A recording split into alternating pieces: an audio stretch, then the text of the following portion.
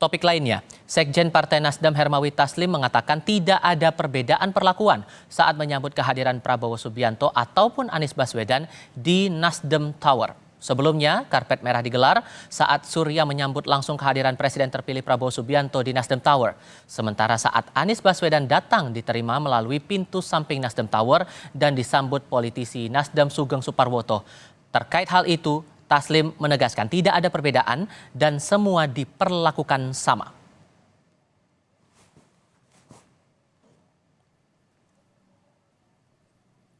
Pak Prabowo masuknya dari pintu utama, memang ada karpet merah. Dan semua orang yang masuk dari pintu utama pasti menginjak karpet merah. Sedangkan Pak Anies karena sudah terbiasa datang di sini, beliau mobilnya langsung ke samping, turun dari samping kafe. Nah, Pak Anies dengan kantor Nasdem ini sudah seperti rumahnya sendiri. Hampir setiap minggu beliau datang di sini. Bahkan kadang-kadang datang tanpa pemberitahuan sehingga malah jemputan juga tidak ada.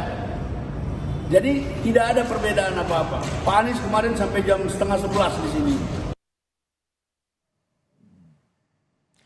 Presiden terpilih Prabowo Subianto sempat disambut karpet merah kala menyambangi Nasdem Tower kemarin. Namun penyambutan karpet merah itu tidak terjadi saat Anies Baswedan, capres yang diusung oleh Partai Nasdem, menyambangi Nasdem Tower setelah Prabowo.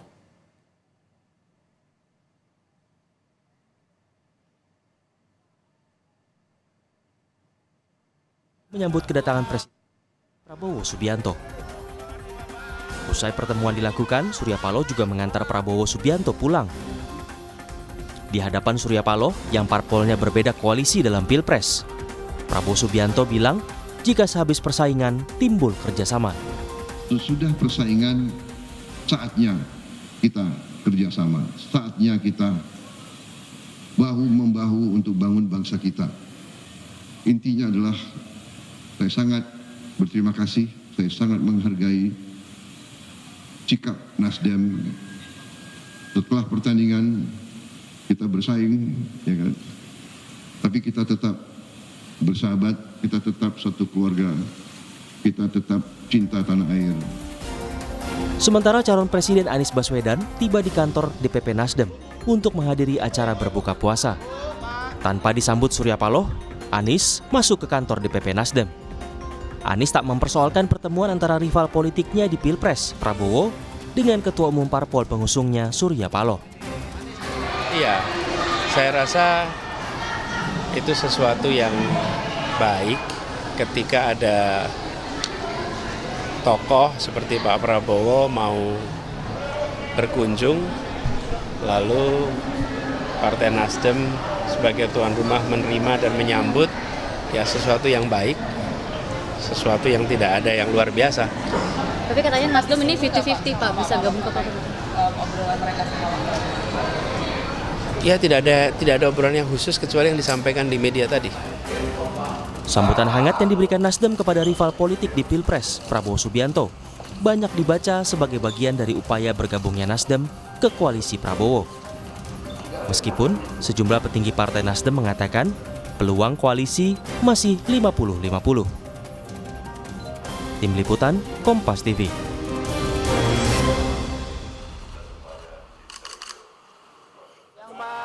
Pertanyaannya, benarkah perlakuan yang terlihat berbeda saat menyambut Prabowo dan Anies Baswedan di Nasdem Tower menjadi tanda Nasdem telah meninggalkan Anies dan Koalisi Perubahan?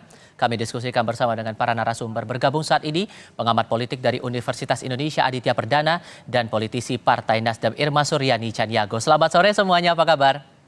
Selamat sore. Terima kasih sudah hadir dalam diskusi kami kali ini. Mas Adit, saya ke Anda dulu. Walaupun kemudian Sekjen Partai Nasdem mengatakan bahwa tidak ada perlakuan berbeda, tidak ada perlakuan yang spesial antara satu pihak tertentu begitu. Tapi menurut Anda muncul pendapat seperti ini hal yang wajarkah atau ada hal lain mungkin yang jadi cermatan Anda?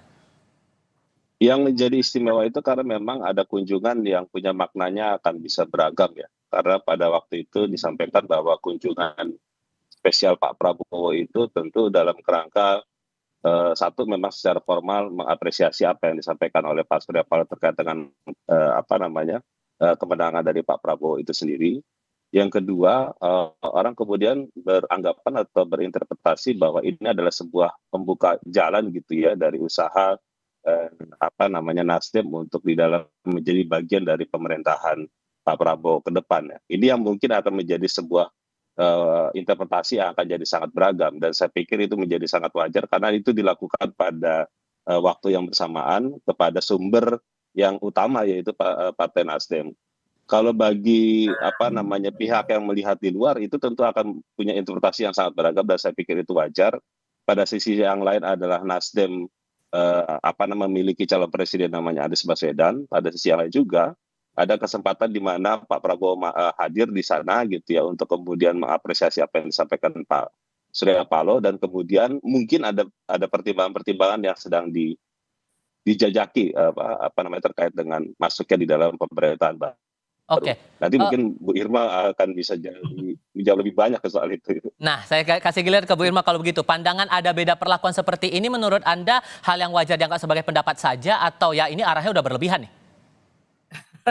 Ini kadang-kadang memang netizen dan medsos juga ya berlebihan ya melihat ini. Padahal sebenarnya yang terjadi siang Pak Prabowo datang sebagai datang bertamu, tentu sebagai tuan rumah kita menghormati beliau dengan menyediakan karpet merah, gitu.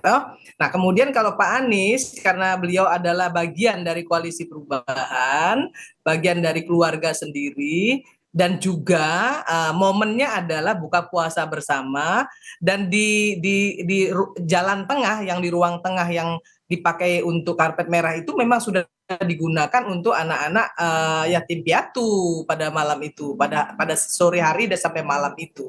Dan yang digunakan untuk pintu masuk adalah memang pintu samping. Jadi tidak ada perbedaan sama sekali. Hanya saja memang situasinya saja, karena memang acaranya buka puasa bersama dan memang ruang tengah itu digunakan untuk menjamu anak-anak yatim, maka kemudian dipakai jalan dari pintu samping. Dan Pak Anies kan bagian dari keluarga Nasdem, jadi nggak perlu juga harus disambut ya, karena beliau sudah terbiasa datang ke Nasdem seperti rumah sendiri. Karena bertalian juga peristiwanya Bu, dari tanggal 20 saat itu Nasdem bilang menyatakan menerima hasil Pilpres dan Pileg begitu, ditambah lagi dengan ada beda perlakuan di mata beberapa orang, apakah kemudian ini bahkan ada yang berpandangan jangan-jangan nih Nasdem udah pecah kongsi dengan Anies dan tidak gabung lagi dengan koalisi perubahan? Saya kira berlebihan banget ya. Nasdem sudah menyatakan dalam konferensi persnya bahwa kita akan tetap bersama-sama dengan Pak Anies ya, juga mendukung Pak Anies dan bahkan memberikan 5 pengacara untuk menggugat di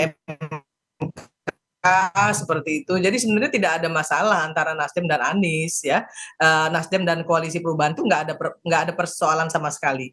Sehingga penegasannya apakah Nasdem akan meninggalkan koalisi perubahan atau tidak Bu? Karena setelah datang Pak Prabowo waktu itu ke Nasdem Tower. Koalisi perubahan ini kan sampai dengan Pilpres selesai, Mbak. Ya, sampai dengan Pilpres selesai. Nah, kalau Pilpres sudah selesai, tentunya partai politik juga akan mengambil sikap sendiri-sendiri.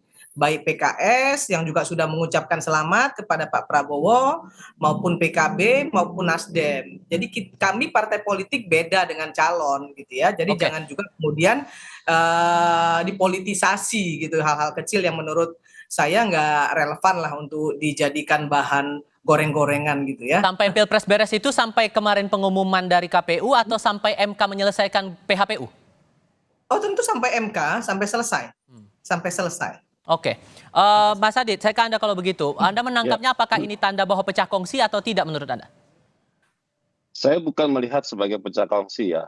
Saya ini melihat adalah sebuah bagian proses untuk lobby-lobby politik untuk masa depan gitu ya. Karena saya yakin seperti yang tadi disampaikan oleh Bu Irma, partai politik tentu akan punya pertimbangan-pertimbangan sendiri ke depan seperti menjadi bagian dari pemerintahan atau di luar pemerintahan.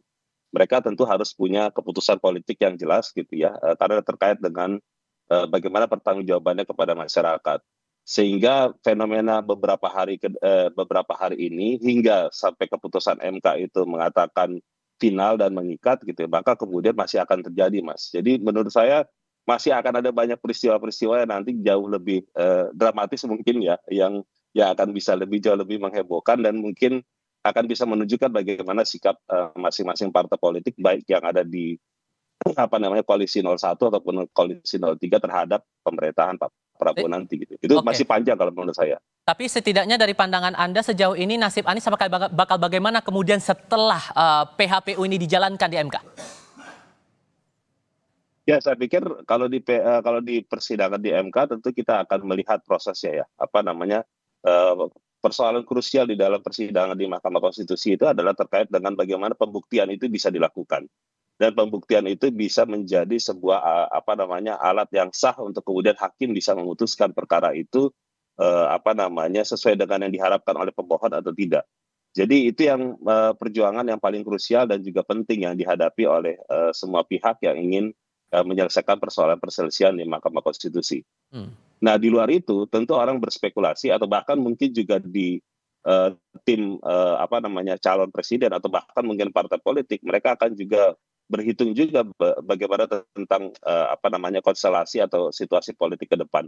Jadi siapapun itu menurut saya juga punya argumen untuk bisa melakukan positioning politiknya mau seperti apa gitu. Oke, Bu Irma, bagaimana kemudian nasib Pak Anies ini di Nasdem kemudian? Karena kan ini proses masih berjalan, dari Timnas juga masih melakukan proses di MK begitu. Tapi di tengah proses komunikasi dengan Pak Prabowo kemarin, karena ada beberapa orang yang juga menyatakan kecewa begitu, itu gimana nasib Pak Anies berikutnya, Bu Irma?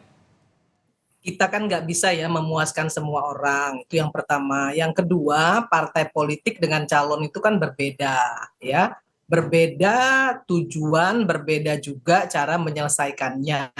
Nah, Nasdem berpikir bahwa Indonesia ke depan ini harus menjadi lebih baik dan tidak boleh ada perpecahan. Persatuan dan kesatuan bangsa mesti utuh.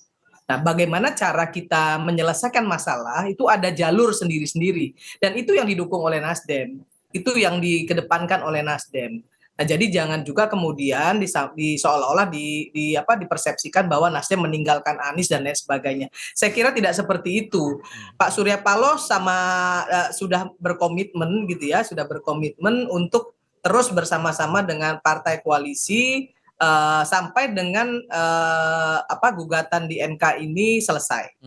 Nah, kalau sudah selesai tentu ada pembicaraan lain lagi, ya kan sudah beda lagi temanya, sudah beda lagi tujuannya. Jadi jangan dibolak-balik gitu ya, karena antara calon dan partai politik pasti beda. Baik.